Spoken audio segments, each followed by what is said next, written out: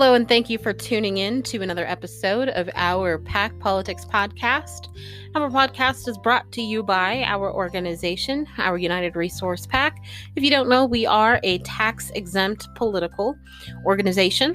My name is Brittany McDowell. I am many things, including the host of this podcast. And again, thank you so much for tuning in.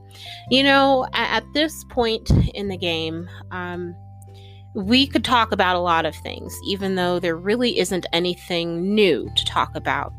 Obviously, if you have been keeping abreast of our organization and the work that we do, we are focused on COVID-19 economic stimulus and relief. And again, we really could talk about a lot in this space, despite the fact that there is really not anything new happening at the moment. But that said, there is something that is not necessarily an event that is happening. No, we have not received the passage of a new stimulus package. We have not seen Republican senators demonstrate a willingness or express a willingness to agree to an effective and efficient stimulus package. We have not seen Nancy Pelosi express, nor have we heard an expression of a willingness to kind of come down on things. We really haven't seen much. And so we do want to talk about something that is really important, that quite frankly, we really haven't talked about. And that's the fact that honesty does matter. There is a saying that perception is reality, and that extends to voters as well. You know, we're inching closer and closer to the election day, and it literally seems and feels as if it's right around the corner. You know, I'm already having a feeling of, you know, hey, let's get it over with already. I want to see the results because I understand that we are very unlikely to see movement before the election. I know I said that we weren't talking about events, but I do want to kind of briefly mention here what we did hear from Nancy Pelosi, the Speaker of the House, over the last few days, is that she basically has expressed a desire to see kind of negotiations progress within the next 48 hours.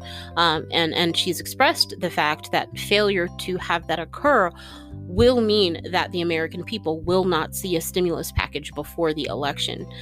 I have been saying for the longest time that once we had reached a certain point, it was maybe possible, but not really probable that we would indeed see a stimulus package passed. So I'm not going to tell you not to be hopeful, but I will say this: in previous election cycles, hope and change were the name of the game, and quite frankly, that is not at play here. Hope and change isn't going to move us along. We need politicians who are actually willing to do something, politicians who are actually willing to stimulate the economy. But that said, that's not what I'm talking about today. Today, I'm talking about the fact that honesty matters.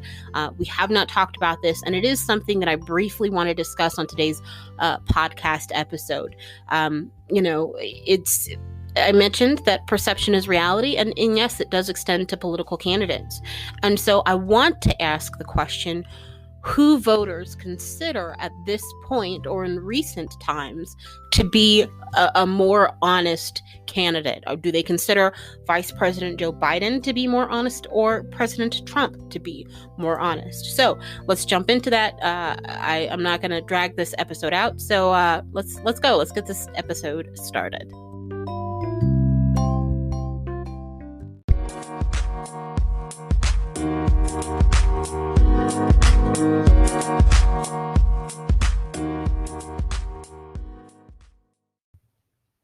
I have two words for you. Honest Joe. Yes. I know that probably offended some people, Honest Joe, but more likely than not, the people who would be offended by those two words are not listeners of this podcast.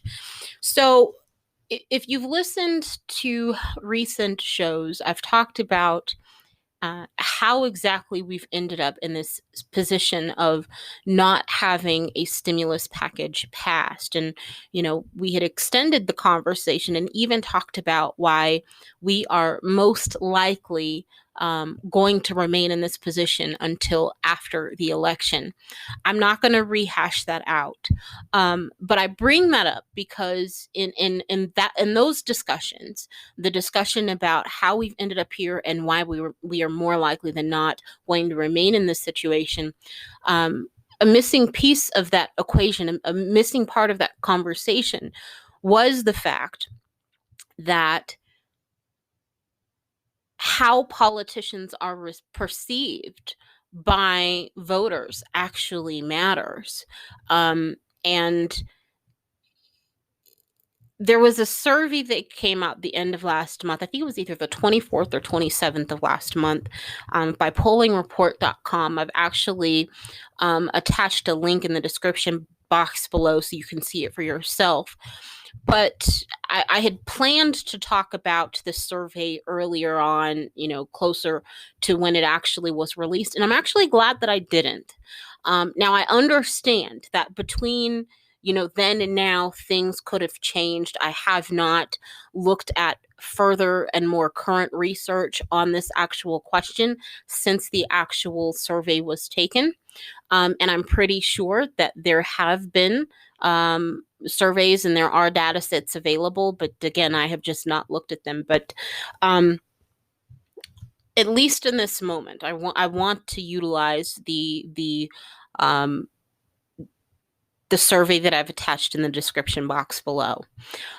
In the survey, voters were asked what they would say about Joe Biden and also what they would say about Donald Trump. And the gist of what voters would say about both is that they think that Joe Biden is more honest when compared to Trump. But here's the kicker. There are more people who were unsure of the honesty of Biden. It's kind of mind-boggling when you think about it. It's mind-boggling because how can more people be so certain that this man is more honest than the other man, but also have more people unsure of his level of honesty? Again, I understand that can be kind of mind-boggling. But what it does kind of not make mind-boggling for me is the fact that much more people, I was going to say many, but then I was going to say more and then kind of got combined. I'm drinking my coffee, so please allow me to have a few moments of like, woo.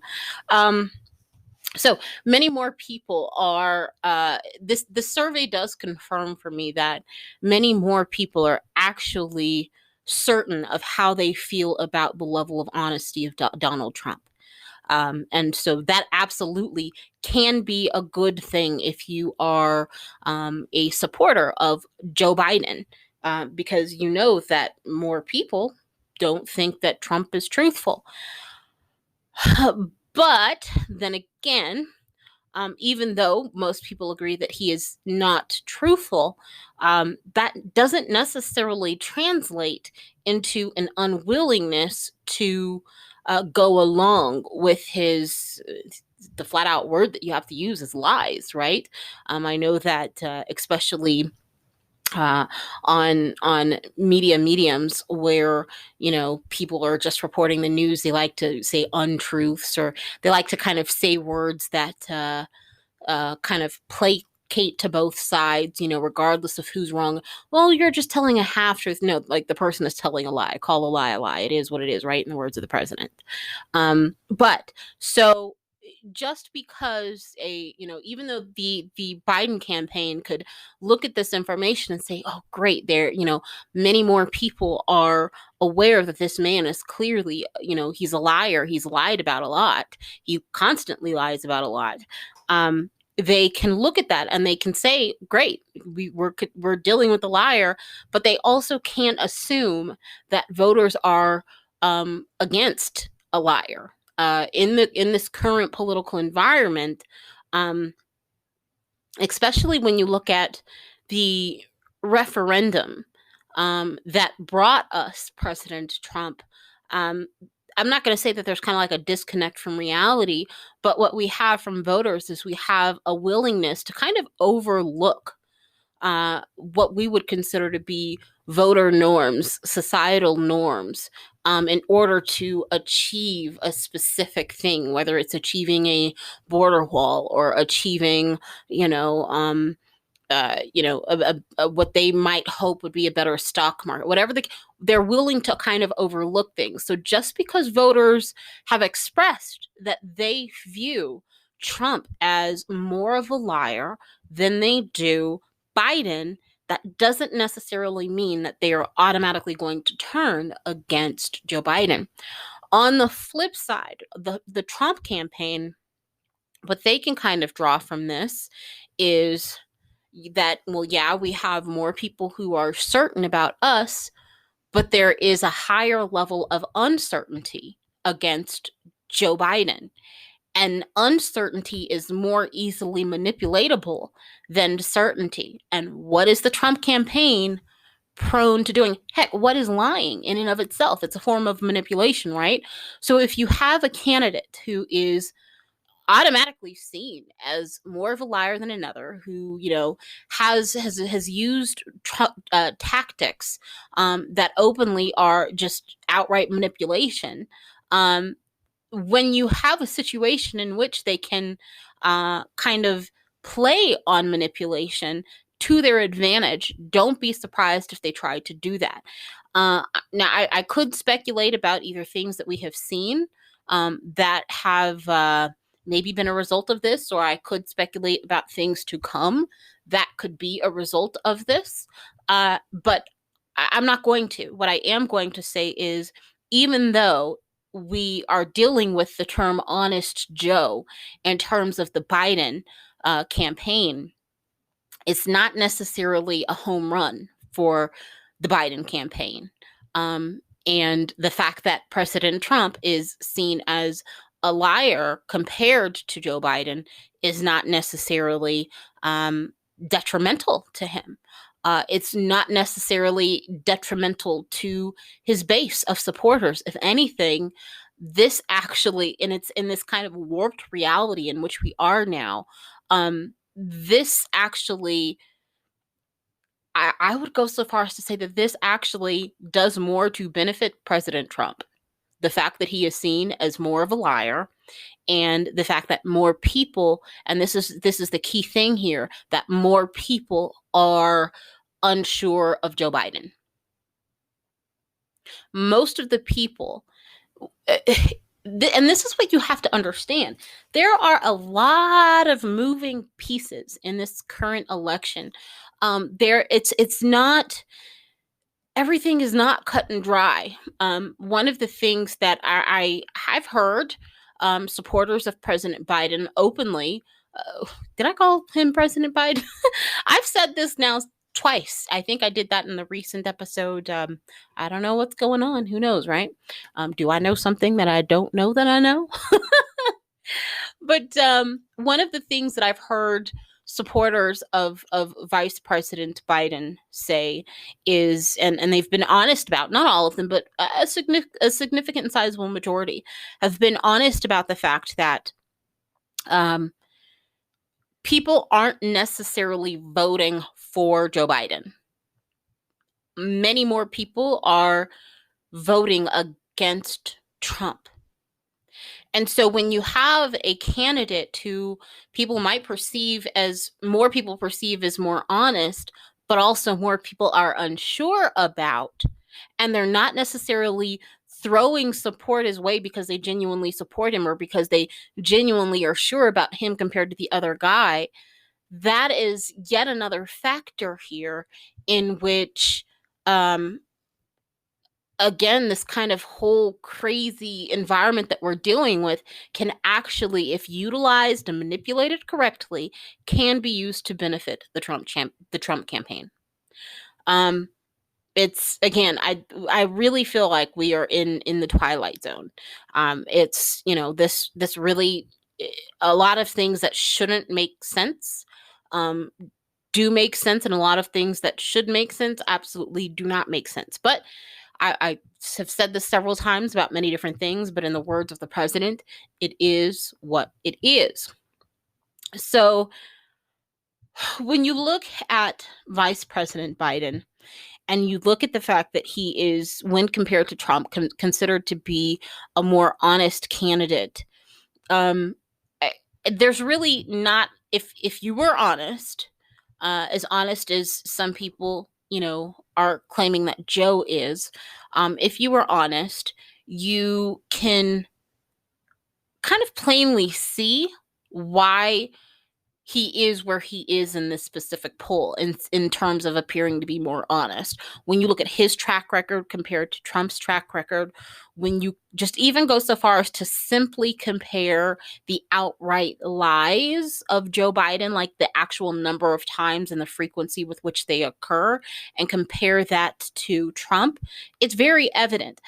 I mentioned in a previous show as well that, and I mentioned in this show, how perception is reality. But more specifically in a previous show, I mentioned that how you see things is shaped by your experiences and what you believe.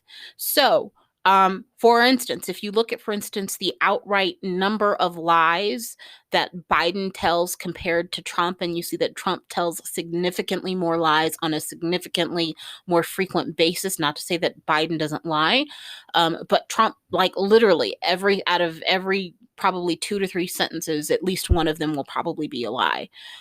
Or something about them will be a lie, right? But for the people who are actual Trump supporters, like die hard, their perception of the actual lies is going to be different. They're going to have a specific bias about the people who were telling them about the lies, the motives of people telling them lies. We are in a really polarized environment, unlike anything that anyone living today probably has ever seen. And so, yes, there are people who view Biden as more honest. Sorry about that. But this is not one of those campaigns where people who and I'm not going to say that either campaign can't really sway undecided voters, but like there really aren't many, if any, left. And so I'm I'm not even going to say that. I'm not going to say that. So let me say this, because I caught myself before I really went on a whole nother tangent, and I've made this go on a lot longer than I wanted to. But what I wanted to say was this, is that it's very obvious, as I pointed out, for many reasons, why more people consider Joe Biden to be a more honest candidate than Trump. That was not expected. What has been unexpected for people, especially when you're dealing with a candidate who literally out of every 2 or 3 sentences lies, it's unexpected that more people would be unsure of the other candidate. That they would question Biden's level of honesty as a candidate compared to someone who most people agree lies and is the author of confusion, right? I'm just going to say this. I'm a Christian woman, and I've said that before. I will never hide and not say that I'm a Christian. If you have a problem and don't want to listen to my podcast, don't. But I will say that the Bible does talk about how God is not the author of confusion. And I'm just going to say that we have a political candidate who is like the main author of confusion, and I'm going to leave that alone. But anywho, so it's crazy how you can have a candidate who, again, is absolutely the author of confusion. But it's also just as equally crazy that people don't really jump to trust, or they do jump to a significant more people jump to trust the other candidate, but you also have more people who are unsure about that candidate. And we have to question, and this is what I don't have an answer to. This is what the actual parties the actual campaigns have to ask themselves. Are voters like this, especially Biden's campaign? They have to ask themselves, Are voters feeling like this? Are they more unsure of Biden because of this environment and because it's unlike anything that they've really ever seen before and because things are just really crazy? Or is it actually because of the candidate himself? Is it because of his track record? Is it because of his presentation? What is it? What is it? And this is important for both campaigns because you cannot address a problem unless you admit that it's a problem and you are willing and able to see that it's a problem. For the Biden campaign, they have to see this as a problem because um, if they want to overcome that level of unsurety, I don't think that's a word, but if they want to overcome the unsure levels, the levels of unsure uncertainty that voters have about their candidate, they have to know what specifically they need to target, right? And then for the other campaign, for the Trump campaign, if they want to do what they are very, very good at, which is deflect and project, if they want to master manipulate as they have quite honestly, I don't want to say wonderfully as if I like endorse it, but they have projected and just almost done magic with their level of manipulation and projection and a whole bunch of other things with their campaign all through the years. But they have to look and they have to say, okay, well, if we want to optimize our effectiveness as a campaign, how can we exploit that? I'm pretty sure that they've already calculated. If they, in some ways, I might say that, they have done some things that may infer that they have kind of targeted certain aspects of the unsure level that people have about Biden's honesty as a candidate. But I don't think that they've kind of done it to maximum capacity. Maybe they've been so busy with putting out other fires with their candidate that they really haven't had a chance to exploit. To the credit of Biden or to the credit of just kind of this weird environment in which we are, or to the credit of, Trump himself for kind of burning his own house down, right? So, anywho, there are a lot of unanswered questions. And I just, again, I wanted to talk about this. I know this might have seemed kind of like a rambling show today, but this was important because, again, I've talked about before how we've ended up here and how we are likely to remain here. And if you had listened to those conversations, you would know that it all boils down to people essentially fighting for their personal political capital. At this point, it's not even party political capital. It's pretty much all personal political capital at this point before the election, right? And as they go on to do that, it becomes every man for himself. And even with it being this every man for himself, dog eat dog kind of fight, as we move closer to the election, which is this main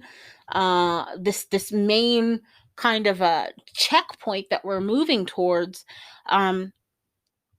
we need to kind of know what to expect. What can we expect on obviously this survey happened the end of last month. So is it even assumed that voters are still here in this space? No. You can consider recent political events and, you can kind of make assumptions about where they might be. And again, I absolutely believe that data is out there that is more current than this data set. But I just haven't accessed it yet. But anywho, I'm rambling. Hopefully this was kind of thought provoking to you, regardless of what side of the aisle you fall on. Yes, Joe is seen as more honest, but voters, quite frankly, are more unsure of him as a candidate, and that could hurt him. Especially if the Trump campaign manipulates it like they've manipulated everything else and they've done so masterably. But it could also help him if he is able to pinpoint the problem and target it to deliver concise and precise kind of rectification to the issue. So that's all I have to say about that.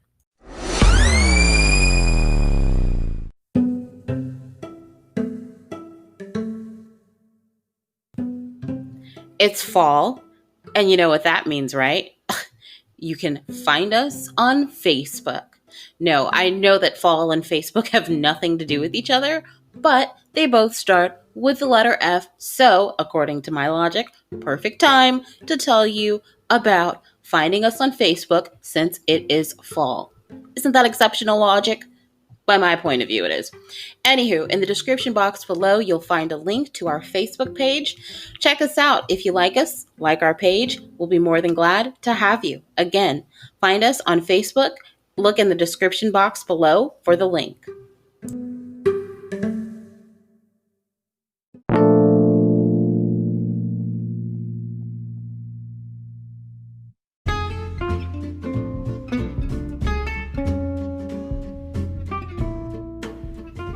Hey, this is Brittany. Just wanted to shoot you a quick reminder. Look in the description box of this episode and you can find a link to our website. On our website, you can find our latest blog posts. You can find our contact information. You even want to make a contribution, you can go over there and do that as well. You can find out the policies we are looking at and targeting as an organization. You know, I say all the time that we are a tax-exempt political organization. If you want to know more about that, again, go on over to our website, our-pack.com, where you can find out everything you want to know. You can do everything you want to do. We will gladly welcome you on our website with open arms. Again, check out our website in the description box below.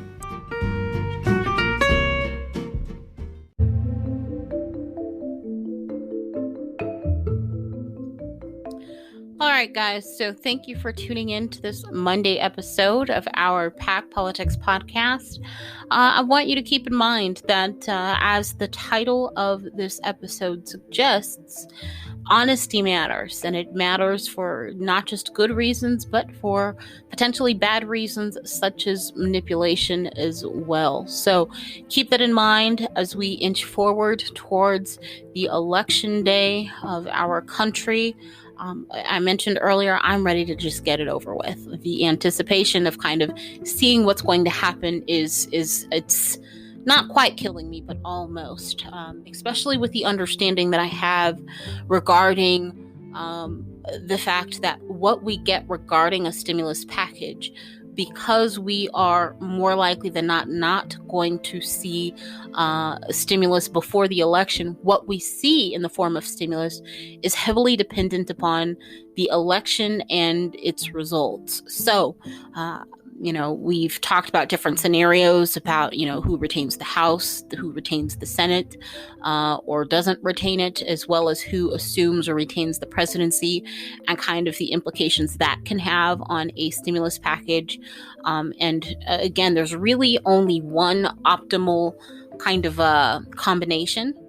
I'm not going to rehash that, but I will say hopefully that's what we end up with, because if we don't, chances are that the stimulus that we end up with will not be sufficient if we are lucky to see one at all. So that said, stay safe. Wear your hazmat suits. I hope that you are paying attention. I know that a lot of people are getting COVID fatigue. We're tired of being at home. We're tired of working at home. If you have kids, I know you love them, but you're tired of seeing them all the damn time. I know. Look, I don't have kids, so I don't know about that. But hopefully one day, right? But first, I have to find Mr. Right. But anywho, he has to find me. Anywho, right? That's another subject for another day. So, wear your hazmat suit, stay safe, and have a good one. And I will see you on Wednesday on our Pack Politics podcast. My name is Brittany McDowell, and again, thank you so much for listening. Enjoy the rest of your day. Bye-bye.